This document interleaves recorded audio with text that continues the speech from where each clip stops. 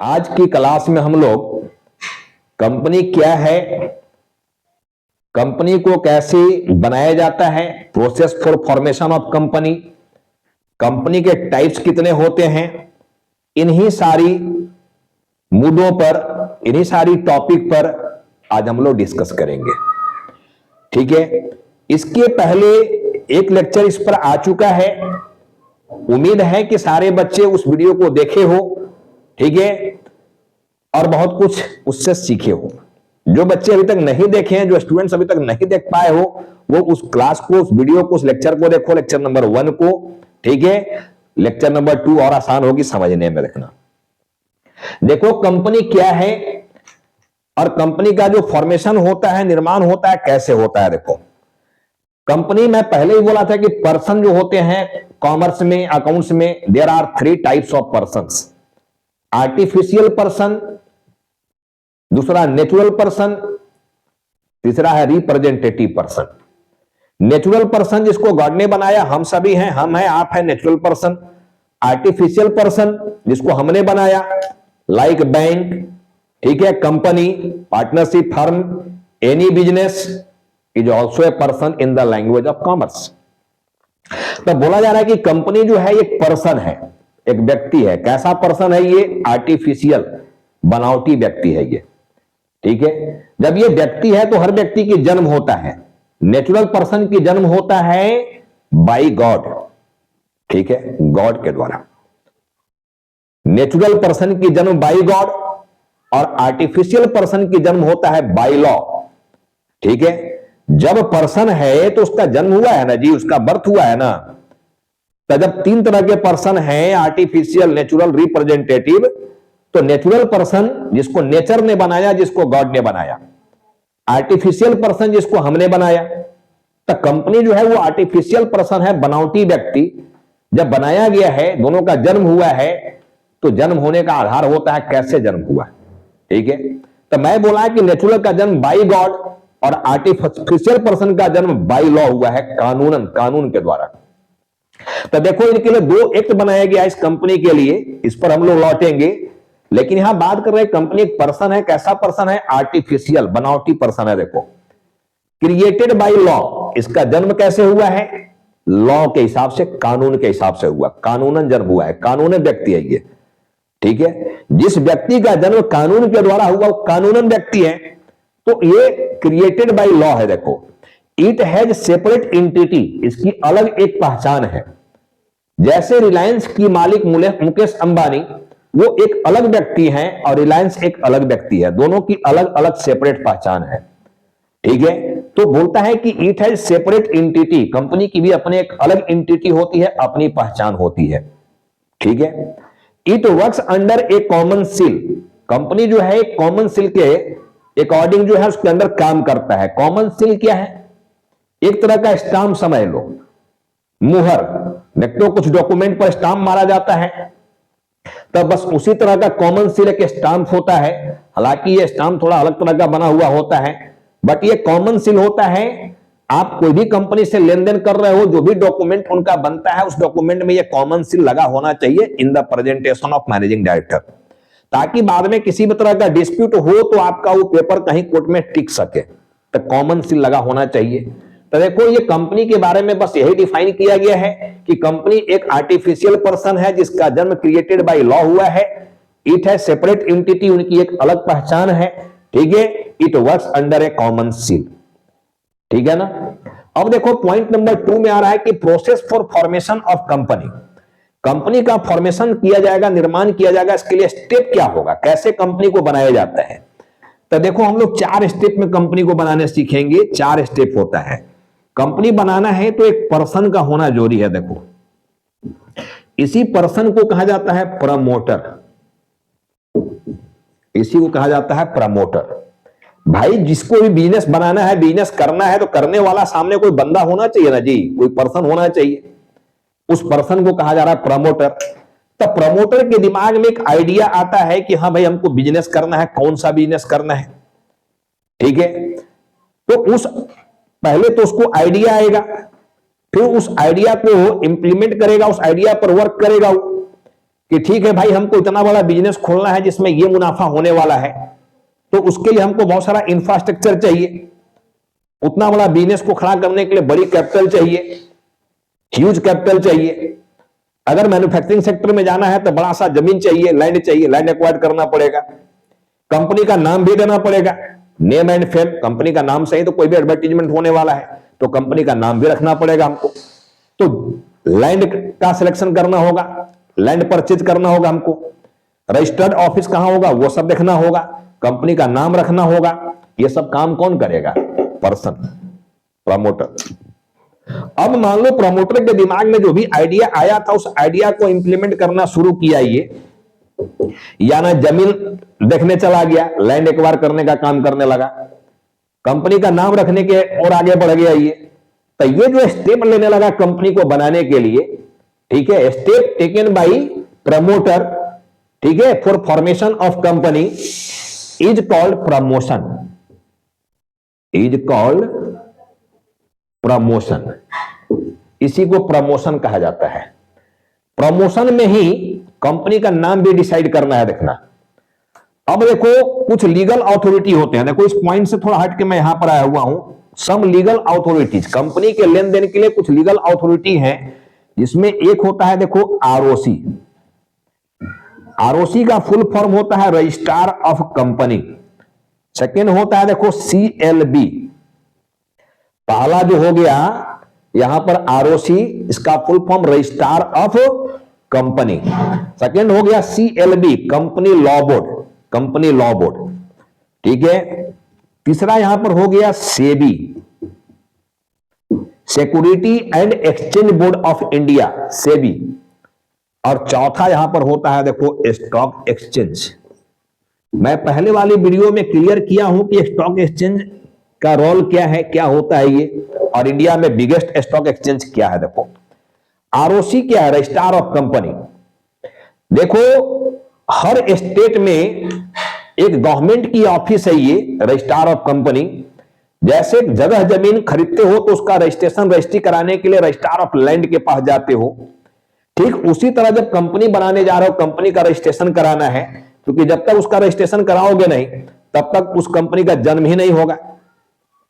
जो created by law यहां लिखे हो तो फिर वो क्रिएट ही नहीं होगा, रजिस्ट्रेशन करवाना पड़ेगा, इनकॉर्पोरेशन कराना पड़ेगा उसका। तो ये रजिस्ट्रेशन करने का काम कौन करेगा? कौन सा ऑफिस में रजिस्ट्रेशन कराएंगे हम लोग? आरओसी, रजिस्ट्रार ऑफ कंपनी, जो हर स्टेट में होता है, देखना, ठीक है ना। एक आरओसी वहां होगा, वहां से रजिस्ट्रेशन होना है। रांची में भी हमारा देखो रजिस्ट्रार ऑफ कंपनी है, यहां पे रजिस्ट्रार की ऑफिस है, वहां जाकर रजिस्ट्रेशन कराना पड़ेगा। वो कुछ रजिस्ट्री फी हमसे लेगा। अब रजिस्ट्री फी कौन सा अमाउंट का लेगा इस पर आगे हम लोग बात करेंगे। देखो कौन सा अमाउंट पर रजिस्ट्री फी लेगा वो। तो रजिस्ट्रार ऑफ कंपनी का ही काम होता है रजिस्ट्रेशन करना। तब प्रमोशन के बाद आप रजिस्ट्रेशन का दौर में आ जाते हो, ठीक है, यानी कंपनी का इनकॉर्पोरेशन कराना पड़ेगा। इनकॉर्पोरेशन, इनकॉर्पोरेशन दैट इज, इसी को कहा जाता है रजिस्ट्रेशन, रजिस्ट्रेशन, ठीक है ना। अब जब प्रमोशन कराओगे, देखो तो प्रमोशन में मैं बोला था कि आप नाम सेलेक्ट कर रहे हो कंपनी का, जमीन एक्वायर्ड कर रहे हो, रजिस्टर्ड ऑफिस कहां बना रहा हो, बनाने के काम में की ओर चले गए हो, जिसको प्रमोशन करना कहा जा रहा है। जब नाम को सिलेक्ट करोगे, ठीक है, तो एक से ज्यादा नाम, 3 नाम भेजना पड़ता है आरओसी के पास रजिस्ट्रेशन के लिए। कहोगे 3 नाम क्यों सर? देखो सेम नाम से एक से ज्यादा कंपनी रजिस्टर्ड नहीं हो सकता है। एक ही नाम से एक से ज्यादा कंपनी मार्केट में रन नहीं कर सकता है, नहीं बन सकता है वो। अब मान लो कंपनी का आप जो भी नाम दिए हो और उस नाम को आप यहां इस ऑफिस में भेजवा दिया, रजिस्ट्रार की ऑफिस में, ठीक है। जिस स्टेट में ये रजिस्ट्रार है उस स्टेट में कितने कंपनी किस किस नाम से रन कर रहे हैं उसका सारा डिटेल्स यही है। देखो इसके पास रजिस्टर में सब है।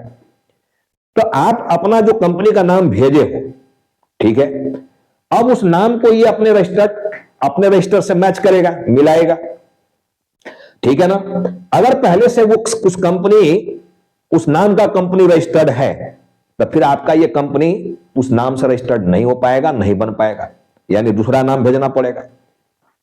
अब दूसरा नाम भी अगर पहले से रजिस्टर्ड है तो तीसरा नाम भेजना पड़ेगा। तीसरा जो रजिस्टर्ड है कुछ और भेजना पड़ेगा। अब कितना भेजोगे नाम को, आगे पीछे कुछ टाइटल बदल के एक नया नाम क्रिएट करवा देना है, रजिस्ट्रेशन करवा देना है। मेरा कहने का मतलब कि एक ही नाम से एक से ज्यादा कंपनी मार्केट में रन नहीं कर सकता है, नहीं करता है, ठीक है। और रजिस्ट्रेशन करने का काम किसका है, रजिस्ट्रार ऑफ कंपनी का, यही रजिस्ट्रेशन करेंगे, ठीक है ना। तो चलो अब उसके बाद इनकॉर्पोरेशन का दौर आ गया, दैट इज रजिस्ट्रेशन। तो रजिस्ट्रार ऑफ कंपनी कहता है कि जब रजिस्ट्रेशन कराना है भाई तो आपको 3 डॉक्यूमेंट हमारे पास भेजना पड़ेगा, 3 डॉक्यूमेंट। अब 3 डॉक्यूमेंट और क्या चाहिए, ये कहता है कि आर्टिकल भेजो, आर्टिकल ऑफ एसोसिएशन। सेकेंड कहता है कि मेमोरेंडम भेजो, मेमोरेंडम ऑफ एसोसिएशन। और थर्ड कहता है कि लिस्ट ऑफ डायरेक्टर भेजो,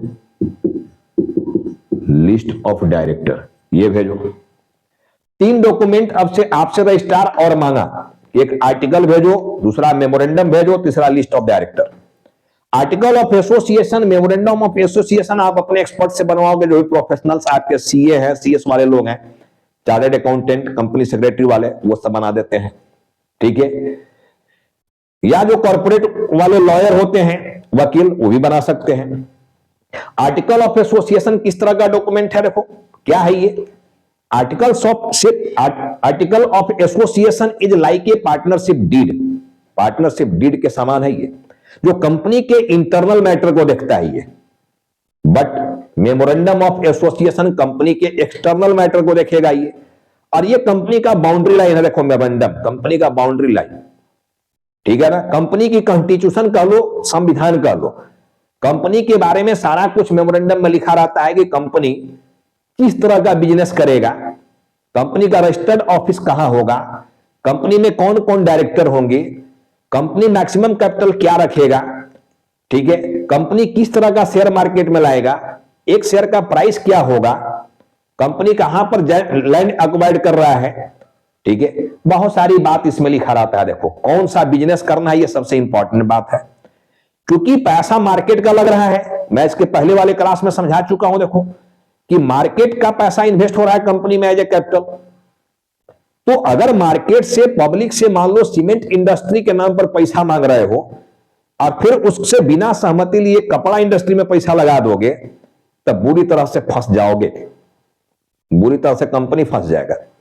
देखो SEBI, security and exchange board of India जो है, ये रूल्स रेगुलेशंस बनाने का काम करता है, रेगुलेटरी अथॉरिटी यही है, इसी को सारा रूल्स रेगुलेशन शेयर मार्केट से रिलेटेड बनाना होता है, ठीक है ना। तो पैसा जिस नाम पर आप पब्लिक से लिए हो, जो आपका मेमोरेंडम में लिखा हुआ है, वही पैसा लगाना है, उसकी बिना सहमति का पैसा डाइवर्ट नहीं कर सकते हो, दूसरे जगह नहीं लगा सकते हो। इसलिए मैं बोला कि मेमोरेंडम ऑफ एसोसिएशन एक बाउंड्री लाइन है, उस बाउंड्री के बाहर जाकर वर्क नहीं कर सकते हो, ये बाउंड्री लाइन है, जान लेना, ठीक है। और फिर लिस्ट ऑफ डायरेक्टर, कितने कंपनी में आपके डायरेक्टर हैं, उनका नाम क्या है, पता क्या है, ये सारा चीज वहां भेजना होता है। अब ये तीनों डॉक्यूमेंट को पढ़कर रजिस्ट्रार जब फुली सेटिस्फाई हो जाएगा, तब आपके कंपनी का वो इनकॉर्पोरेशन कर देगा, दैट इज रजिस्ट्रेशन कर देगा। फिर इस तरह से कंपनी एग्जिस्ट करने लगता है, कंपनी का एक जन्म हो जाता है। तो ये हो गया process for formation of company, कि कंपनी को बनाया कैसे जाता है। तो सबसे पहले प्रमोटर का होना जरूरी है, प्रमोशन का होना जरूरी है, फिर इनकॉर्पोरेशन दैट इज रजिस्ट्रेशन का होना जरूरी है। अगर प्राइवेट लिमिटेड कंपनी है तो ये 3 स्टेप के बाद अपना धंधा शुरू कर सकता है। लेकिन अगर पब्लिक लिमिटेड कंपनी है तो उनका एक चौथा वर्क भी होता है, उनका चौथा काम भी स्टेप भी लेना पड़ता है, जिस स्टेप का नाम है commencement certificate of business. Business को स्टार्ट करने का certificate, commencement certificate of business, वो कौन इशू करेगा, रजिस्ट्रार ऑफ कंपनी। तो रजिस्ट्रार ऑफ कंपनी का क्या रोल है, ये बात समझ में आ गया। सेबी में बोल दिया कि रेगुलेटरी अथॉरिटी है। स्टॉक एक्सचेंज के बारे में मैं इसके पहले वाली वीडियो में समझाया, मैं बच गया सीएलबी, कंपनी लॉ बोर्ड। भाई ये कंपनी जब एक पर्सन है, तो ये भी जब कोई इलीगल वर्क करेगा तो इस पर भी कोई केस मुकदमा हो सकता है। आम पब्लिक पर, हम पर, आप पर कोई केस मुकदमा होता है तो civil court, high court, supreme court जाते हैं। जब ये कंपनी पर कोई केस हो जाएगा, ये कौन सा कोर्ट में जाएगा रे भाई? देखो, जब सीएलबी का गठन नहीं हुआ था तब ये कंपनी वाले भी इसी हाई कोर्ट सुप्रीम कोर्ट में जाते थे और वहीं से इनका भी जजमेंट आता था, वहीं से इनका भी डिसीजन आता था।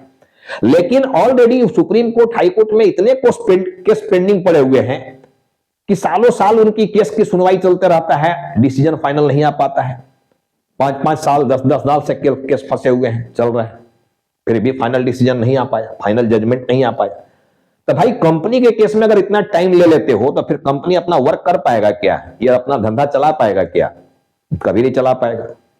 तो फिर ऐसे केस में गवर्नमेंट क्या किया, सेंट्रल गवर्नमेंट की कंपनी के लीगल मैटर को देखने के लिए अलग से एक बोर्ड का गठन कर दिया, जिसका नाम है कंपनी लॉ बोर्ड।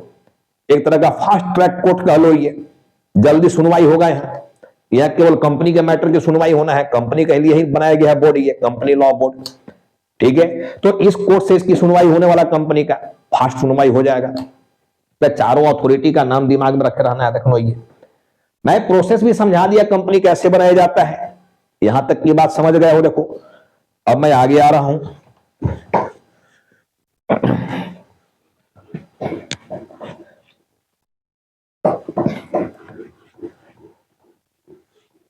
देखो, आगे की बात मैं कर रहा हूं अब।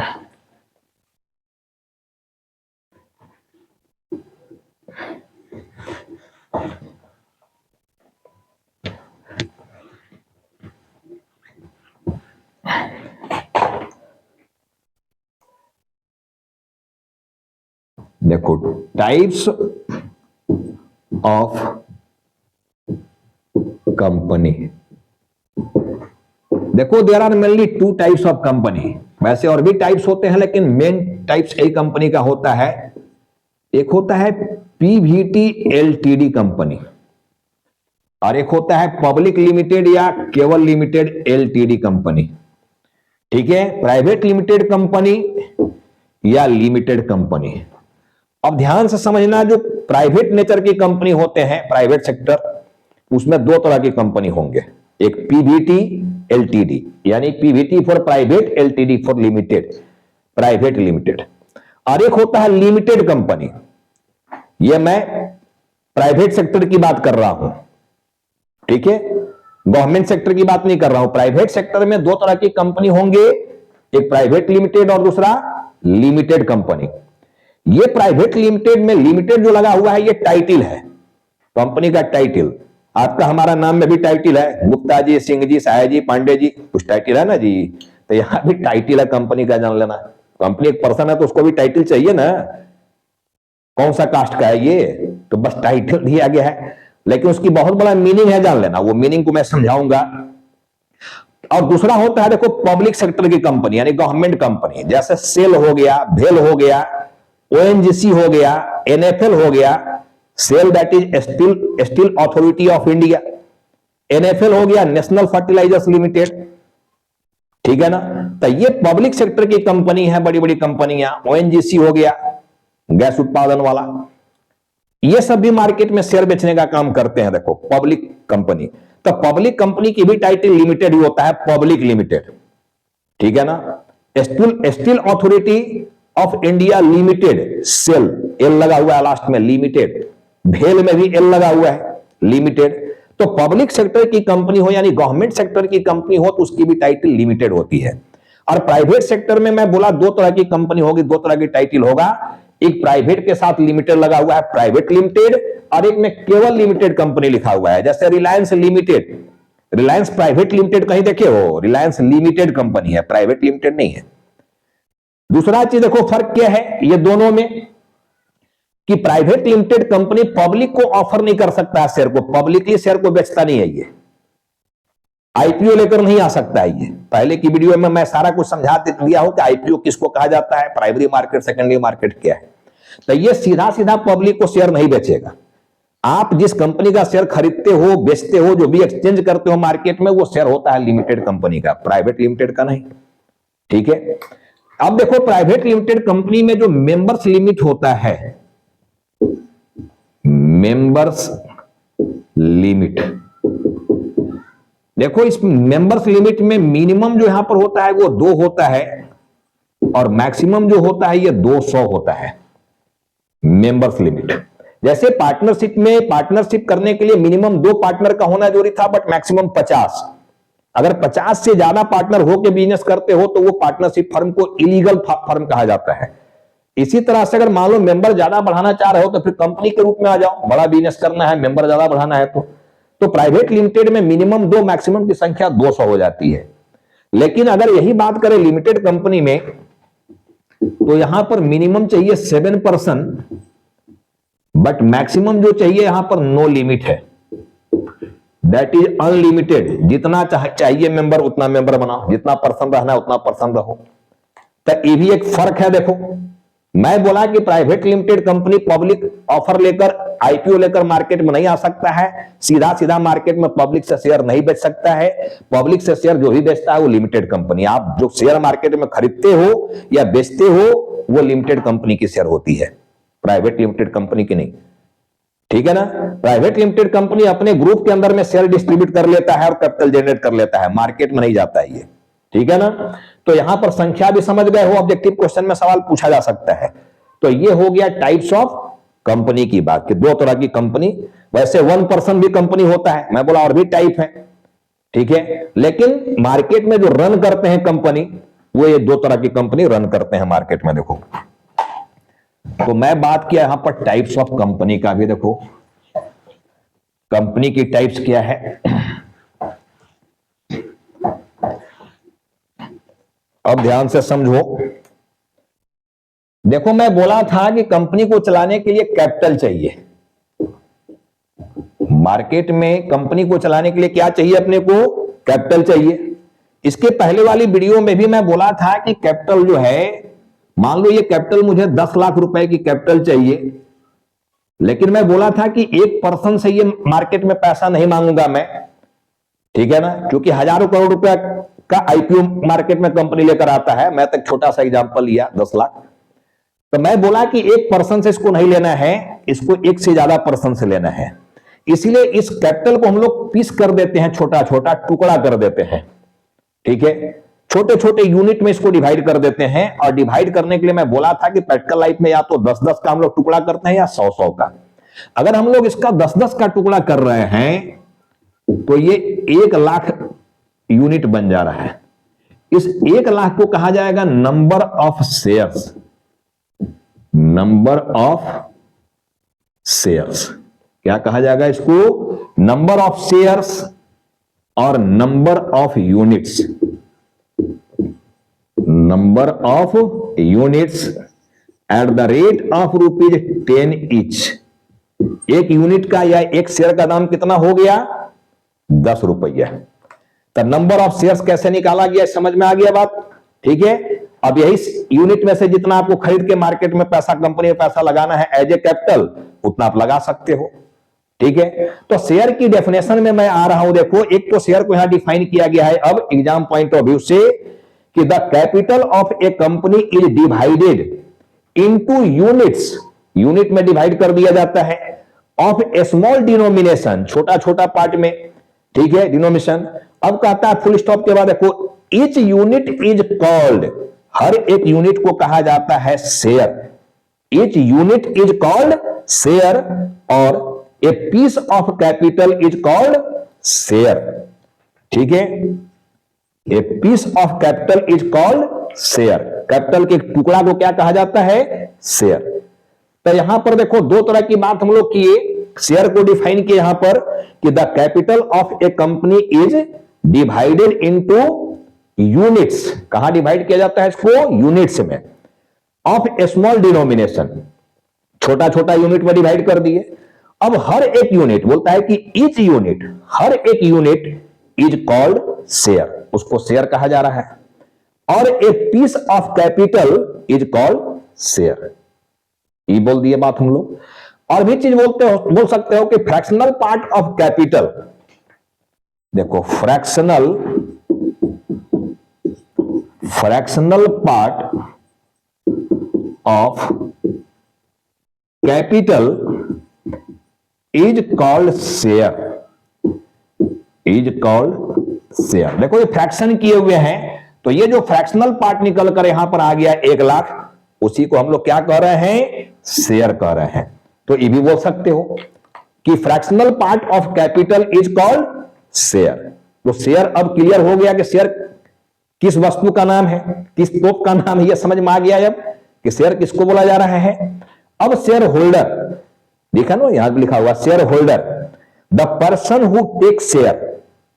वैसा हर व्यक्ति जो कंपनी से शेयर परचेज करता है, जो शेयर टेक करता है, लेता है, और ऑनरशिप ऑफ यूनिट, ठीक है, जो ये यूनिट यहां बनाकर हम लोग लाए हैं उसका ऑनरशिप अगर लेते हो, ठीक है, तो the person who take share और ownership of unit is called shareholder. तो वैसे ही व्यक्ति को क्या कहा जाएगा, शेयर होल्डर, कि वो शेयर कंपनी का होल्ड किए हुए है, अपने पास रखे हुए है, ठीक है, अपने डीमेट अकाउंट में डिपॉजिट किए हुए है, स्टोर किए हुए है, ठीक है ना। तो हर एक पर्सन जो कंपनी से शेयर परचेज किया है उसको शेयर होल्डर कहा जा रहा है। यही लिखा हुआ था शेयर होल्डर के बारे में। यहां तक समझ गए बात को। अब आगे देखो, आगे मैं कुछ फॉर्मूला पर आ रहा हूं, देखना। अब देखो ये कंपनी की जो बात आया है बेटे, एक चीज यहां पर और ध्यान दो, ये सेक्शन छूट गया था, इधर देखना। कंपनी के बारे में मैं बोला था कि कंपनी का जन्म कहां हुआ है, देखो कैसे हुआ, तो क्रिएटेड बाय लॉ। ये लॉ बनाया कब किया गया था, तो देखो हम लोग जब स्टूडेंट थे तो एक लॉ यहां पर बना था 1956 में, 1956, कंपनीज एक्ट 1956। बहुत सारी कंपनियां जो 13 के पहले की जितनी भी कंपनियां हैं उनका रजिस्ट्रेशन 1956 वाली एक्ट में हुआ है। अब 1956 से लेकर 2013 तक में इस एक्ट में बहुत सारा अमेंडमेंट आ चुका था, बहुत सारा संशोधन हुआ था। 2003-4 में बहुत मेजर इसमें एक अमेंडमेंट हो गया था, ठीक है, बहुत सारे उसमें लूपहोल्स कहीं हो रहा था, जिसके चलते मार्केट में जो है कुछ गड़बड़ी भी हो रहा था। तो इसको टाइट करने के लिए, थोड़ा सा और इसको ट्रांसपेरेंट करने के लिए ये पूरे एक्टे को बदल दिया सेंट्रल गवर्नमेंट, पूरे संविधान ने बदल दिया 2013 में, और अब नाम दे दिया कंपनीज एक्ट 2013। अब 13 से या उसके बाद जितनी भी कंपनियां बनेंगी उनका रजिस्ट्रेशन कंपनीज एक्ट 2013 के हिसाब से होना है, ठीक है ना। तो ये लिखा हुआ था एक्ट के बारे में 1956 और 2013, ठीक है। अब चलो हम लोग यहां पर बात करने वाले हैं, देखो यहां तक तो हम लोग बात कर लिए।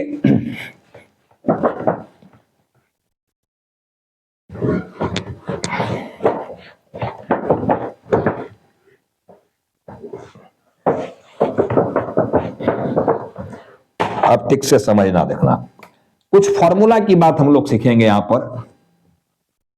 फॉर्मूला देखो, फॉर्मूला में सबसे पहले नंबर ऑफ शेयर्स अगर आपको निकालने के लिए बोला जाए तो कैसे निकालोगे, निकालोगे total share capital, total share capital divided by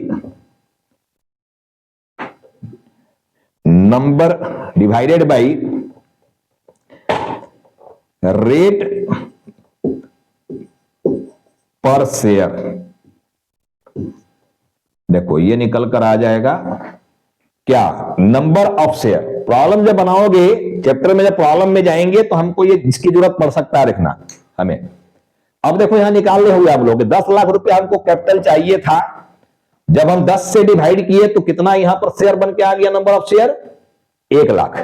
यानी डिवाइड करोगे टोटल कैपिटल में एक शेयर का जितना प्राइस है उससे डिवाइड कर देंगे तो नंबर ऑफ शेयर निकल कर आ जाएगा। सामने पड़ा हुआ देखो फॉर्मूला को वहां अप्लाई कर सकते हो। तो नंबर ऑफ शेयर निकालने के लिए फॉर्मूला क्या बना, total share capital divided by rate per share. ये पहला फॉर्मूला बना, देखना। सेकेंड फॉर्मूला यहां हम लोग को चाहिए rate per share is equal to, अगर हमको रेट निकालना है तो total share capital, total share capital divided by total number of shares, ठीक है ना। तो ये हमारा आंसर आ जाएगा। देखो अब देख लो, इसको निकाल के ही हम लोग देख ले रहे हैं। टोटल शेयर कैपिटल हमारा 10 लाख, ठीक है, और टोटल नंबर ऑफ शेयर बना हुआ है 1 लाख। ऊपर वाली एग्जांपल को हम लोग लिए हुए रखना, 50 यहां से हटाओगे तो ये निकल कर आ गया ₹10, रेट निकल गया। ये सेकेंड फॉर्मूला बन गया। देखो थर्ड फॉर्मूला यहां पर है total share capital is equal to total number of shares, ठीक है, into rate per share, into rate per share. तो आपका निकल जाएगा देखो टोटल शेयर कैपिटल। अब टोटल नंबर ऑफ शेयर आपका कितना है? 1 लाख। अभी जो एग्जांपल लिए हुए देखो, एक शेयर का प्राइस कितना है? 10 रुपया, रेट पर शेयर, तो आपका निकल के आ गया देखो ये 10 लाख रुपया, ये निकल कर आ गया।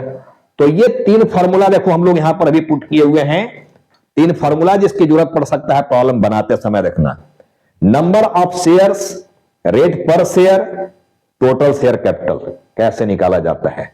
तो ये फॉर्मूला को ठीक से दिमाग में सेट करना, दिमाग में रखना ठीक से इस फॉर्मूला को। देखो चलो अब हम लोग आगे की बात करेंगे। देखो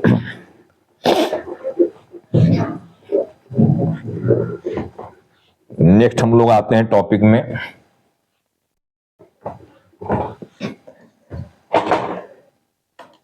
देखो टाइप्स ऑफ शेयर्स। ये शेयर की जो टाइप्स होता है, ये 2 टाइप होता है बेटे। देखना, पहला शेयर जो होता है इसको कहा जाता है इक्विटी या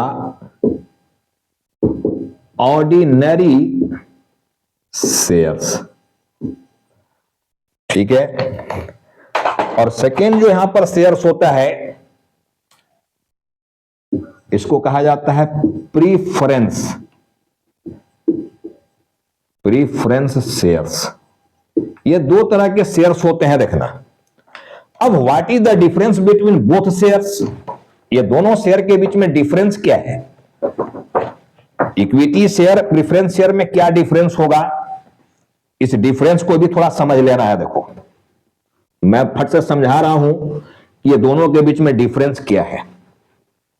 देखना भाई, दोनों के बीच में डिफरेंस क्या है, ये हम लोग को देखना है। देखो ठीक है ना, मैं बोला था कि जब शेयर में पैसा आप इन्वेस्ट करोगे, पैसा लगाओगे, तो आपको उससे क्या फायदा मिलने वाला है? मैं बोला तो शेयर की वैल्यू बढ़ जाएगा, दूसरा आपको डिविडेंड मिल सकता है, साल में कम से कम एक बार लाभांश, लाभ का अंश डिविडेंड मिल सकता है, ठीक है ना।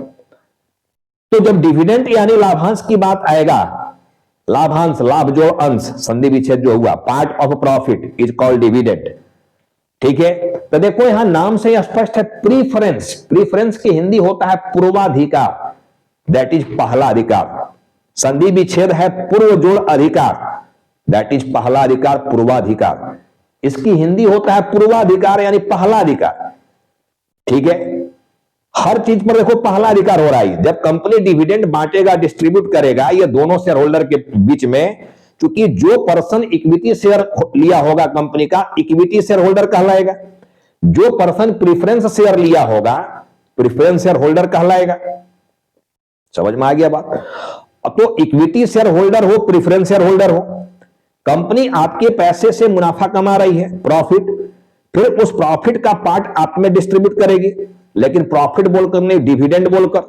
तो जब कंपनी डिविडेंड डिस्ट्रीब्यूट करेगी, डिविडेंड बांटेगी, डिविडेंड देगी शेयर होल्डर को, तो ये दोनों शेयर होल्डर में पहले किसको दिया जाएगा? प्रीफरेंस वाले को, क्योंकि पहला अधिकार उसी का है। देखो उसके बाद दिया जाता है इक्विटी शेयर होल्डर को। समझा क्या डिफरेंस है दोनों के बीच में? सेकेंड देखो क्या डिफरेंस है। मान लो in case company loss making company बन जाए और किसी कारण से उस कंपनी का वाइंड अप करना पड़ जाए, लिक्विडेशन करना पड़ जाए, जैसे पार्टनरशिप में डिसोल्यूशन वर्ड आया था कि पार्टनरशिप को, फर्म को बंद करना है तो डिसॉल्व कर दो, डिसोल्यूशन कर दो। तो फर्म के केस में वर्ड डिसोल्यूशन लिया जाता है। डिसोल्यूशन का मतलब समापन, समाप्त कर देना, ठीक है। जबकि कंपनी को अगर बंद करना है तो वर्ड आता है वाइंडिंग अप या लिक्विडेशन, मतलब कंपनी को बंद कर देना। समझ में आ गया बात? तो जब कंपनी का वाइंडिंग अप होगा या लिक्विडेशन होगा, तो जो भी शेयर होल्डर है वो अपना पैसा मांगे, जो भी लाइबिलिटी वाले हैं उनको पेमेंट करना पड़ेगा आपको। यही ना करोगे जी, हम लोग डिसोल्यूशन में ही कर रहे थे कि एसेट्स को बेच रहे थे, लाइबिलिटी का पेमेंट कर रहे थे। तो कंपनी के केस में भी आप क्या करोगे, एसेट्स कंपनी का बेचोगे, लाइबिलिटी का पेमेंट करोगे। तो ये कैपिटल भी तो कंपनी के लिए लाइबिलिटी है, जो कि कंपनी का पैसा थोड़े है, तो मार्केट का पैसा शेयर होल्डर का, तो शेयर होल्डर का लौटाएगा ना जब कंपनी डूब रहा है, बंद कर रहे हो तो जब कैपिटल लौटाने की बारी आएगी तो सबसे पहले दोनों में किसको लौटाओगे, नाम से स्पष्ट है प्रीफरेंस, पूर्वाधिकार, पहला अधिकार। तो पहले प्रीफरेंस वाले को लौटाओगे, उसके बाद इक्विटी वाले को लौटाया जाएगा। एक डिफरेंस ये भी है। तीसरा बेसिक डिफरेंस होता है कंपनी के केस में एजीएम, एनुअल जनरल मीटिंग, साल में एक मीटिंग होता है, एकदम फिक्स है वो एनुअल जनरल मीटिंग। उसमें बहुत तरह के निर्णय लिया जाता है, बहुत तरह का शेयर होल्डर का मीटिंग होता है वो, और उसमें शेयर होल्डर का कंसेंट लिया जाता है, वोटिंग लिया जाता है। तो देखो प्रेफरेंस शेयर होल्डर का वहां पर वोटिंग राइट नहीं होता है, लेकिन इसका वोटिंग राइट होता है इक्विटी शेयर होल्डर का। रियल में कंपनी का जो परमानेंट नेचर का मालिक है वो इक्विटी शेयर होल्डर होता है। देखो ये preference share holder permanent owner नहीं है। अगर आप किसी कंपनी का प्रेफरेंस शेयर लिए हो तो मैक्सिमम 20 साल के लिए शेयर होल्डर बनकर रह सकते हो, क्योंकि 20 साल के बाद कंपनी अपना शेयर मार्केट से वापस ले लेता है और शेयर होल्डर का पैसा लौटा देता है। ऐसा होता है प्रेफरेंस शेयर केस में, इक्विटी केस में नहीं।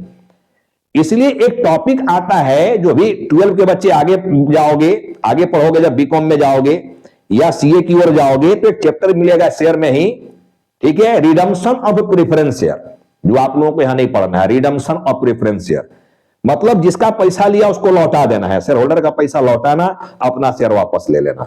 तो ये देखो केस होता है प्रेफरेंस में। प्रेफरेंस शेयर होल्डर में आप मैक्सिमम 20 साल के लिए शेयर होल्डर बन के रह सकते हो। 20 साल के बाद कंपनी इसको रिडीम कर लेता है, वापस ले लेता है, आपका पैसा लौटा देता है। बट इक्विटी शेयर होल्डर में बाईबैक होता है, रिडम्पशन नहीं होता है। तो ये भी डिफरेंस है। देखो तो इस तरह से मैं ये दोनों शेयर के बीच में डिफरेंस समझा दिया, ठीक है ना, डिफरेंस समझा दिया। और साथ में मैं बोला कि देखो कंपनी की जो यहां कैपिटल की बात हो रही है, ठीक है ना, कंपनी मार्केट में शेयर बेच रही है, दैट इज यूनिट बेच रही है, ठीक है। अब इस यूनिट को जो भी पब्लिक ले रहा है वो पब्लिक कंपनी को क्या दे रहा है, कैपिटल दे रहा है, और ये दोनों मिलकर क्या कहलाने लग रहा है, शेयर कैपिटल। क्या कहला रहा है ये, शेयर कैपिटल, ठीक है ना। तो अब कंपनी के केस में कैपिटल वर्ड नहीं यूज करना है। कौन सा वर्ड हम लोग को यूज करना है यहां पर, शेयर कैपिटल वर्ड यूज करना है, रखना है ये वर्ड यूज करना है, शेयर कैपिटल, कैपिटल नहीं। हालांकि जब एंट्री हम लोग सीखेंगे तो जैसे स्टार्टेड बिजनेस विथ कैश, तो cash account debit to capital, तो कमोबेश वही लॉजिक काम करेगा यहां भी। जब हम लोग एंट्री सीखने लगेंगे आगे चलकर तो वही लॉजिक यहां भी काम करना है, ठीक है ना। चलो तो आप लोग समझ गए हो कि अब कैपिटल यहां पर नहीं, शेयर कैपिटल बोलना है, ठीक है ना, शेयर कैपिटल बोला जाएगा। टाइप जो यहां पर शेयर का आ गया ये समझ में आ गया, दो तरह के शेयर होंगे, equity share holder and preference share holder. एक और क्या डिफरेंस है, देखो प्रेफरेंस शेयर जब इशू होता है तो आजकल देखो वहां लिखा रहता है 10% या 12% या कोई परसेंट प्रेफरेंस शेयर, ऐसे लिख देता है। देखो पहले ही लिख दिया जाता है ये वाला बात, प्रेफरेंस शेयर, ठीक है। इसका मतलब क्या है, इक्विटी में ऐसा नहीं लिखा जाता है 10% प्रेफरेंस शेयर, ऐसा लिख देगा प्रॉब्लम में।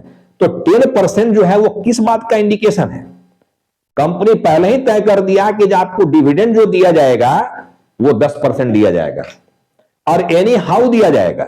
डिविडेंड की हिंदी क्या है जी, लाभांश, लाभ का अंश, हानि का अंश तो नहीं है।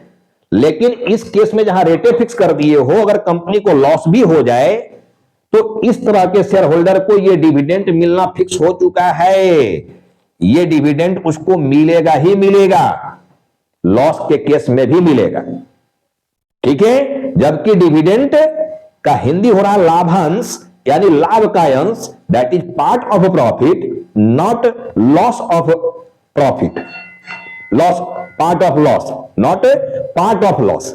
डिविडेंड का मतलब पार्ट ऑफ प्रॉफिट है, पार्ट ऑफ लॉस नहीं, ठीक है। यानी जब लॉस होगा तो कंपनी डिविडेंड नहीं देगा, जब प्रॉफिट होगा तब डिविडेंड देगा। लाभांश तो लाभ का अंश है, लेकिन मैं यहां बोला कि जब प्रेफरेंस शेयर में पहले ही ये लिख दिया जाए इशू के समय ही कि 10% नेचर का प्रेफरेंस शेयर है ये, 12% नेचर का प्रेफरेंस शेयर है ये, तब फिर यहां पर फिक्स हो गया उस शेयर होल्डर को कि उस शेयर होल्डर को साल में इतना % डिविडेंड मिलना ही मिलना है, चाहे कंपनी प्रॉफिट में जाए चाहे लॉस में जाए। कंपनी के पास पहले का जो प्रॉफिट पड़ा हुआ है बैलेंस शीट में, उस प्रॉफिट से इसकी भरपाई करेगा, इसको देगा, बट इक्विटी वाले को नहीं देगा। इक्विटी वाले को जब लाभ होना है तभी मिलना है। तो और भी सारी बातें हैं, इसमें जान लेना। एक मोटा मोटी डिफरेंस इसमें समझाया क्या डिफरेंस है। चलो यहां तक की बात समझ गए हो। अब टाइप ऑफ शेयर भी समझ गए हो। अब हम लोग देखो आगे बात करेंगे, आगे हम लोग बात करेंगे types of share capital. Types of share capital, इस पर हम लोग बात करेंगे आगे। अब ठीक है ना। पहले हम लोग टाइप ऑफ शेयर पर केवल बात किए थे कि दो तरह के शेयर होते हैं, equity share and preference share. अब हम लोग आगे बात क्या करने वाले हैं, types of share capital. Share capital कितने तरह के होते हैं, यानी हम लोग लेक्चर नंबर 3 में ये डिसाइड करेंगे, ये देखेंगे, ये जानेंगे, समझने की प्रयास करेंगे कि कितने तरह के कैपिटल होते हैं। और फिर उसी क्लास में यानी लेक्चर नंबर 3 में हम लोग प्रॉब्लम बनाने की ओर भी चलेंगे। ठीक है ना। वहां तक हो सकता है कि हम लोग उस लेक्चर में पहुंच जाएं कि प्रॉब्लम बनाना कैसे है, क्या क्या लॉजिक है वहां पर, उस लॉजिक की ओर हम लोग पहुंच जाएं। ठीक है। अब ये वीडियो चूंकि बड़ा होने लगा, इसलिए मैं इस टॉपिक को देखो लिख कर यहां छोड़ रहा हूं, टाइप्स ऑफ शेयर कैपिटल। तो ये बात तो समझ गए हो कि अगला जो लेक्चर आने वाला है, उस लेक्चर में स्टार्ट कहां से होने वाला है लेक्चर, यहीं से, टाइप्स ऑफ शेयर कैपिटल से। इसका डिटेल्स क्या है, इसका मतलब क्या है, और फिर आगे की बात हम लोग करेंगे। ठीक है। तो होप कि आज की क्लास में जितनी बात सिखाए हैं वो बात सारी की सारी सारे स्टूडेंट को समझ में आ गया होगा। अब मैं इस क्लास को यहीं पर स्टॉप कर रहा हूं और बहुत जल्द मैं मिल रहा हूं आपसे अपना लेक्चर नंबर 3 में। आप सभी को बहुत बहुत धन्यवाद इस वीडियो को देखने